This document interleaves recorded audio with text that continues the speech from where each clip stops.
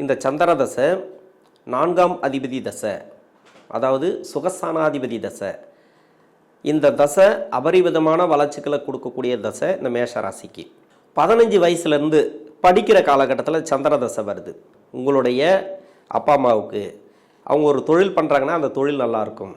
ஒரு வேலை பார்க்குறாங்க அப்படின்னா வேலையில் ப்ரொமோஷன் அது மாதிரி கிடைக்கும். இருந்தாலும் 7.5 சனி, விரயத்தில் 12ஆம் இடத்துல சனி. அவர் நல்லா இருந்தார்னா அதே மாதிரி சுப விசேஷங்கள், சுப செலவுகள், வீடு கட்டுறது இது மாதிரி இந்த தசையில் கொடுத்துரும். சந்திர தசையில் படிக்கிற காலகட்டத்தில் நான் சொல்கிறது 25 வயசு வரைக்கும் கூட நீங்கள் எடுத்துக்கலாம். 15 வயசுக்குள்ளே இந்த சந்திர தசை முடியுதுன்னாக்கா அப்பா அம்மாவுக்கு அந்த அளவுக்கு வளர்ச்சிகளை கொடுக்கும் இந்த சந்திர தசை.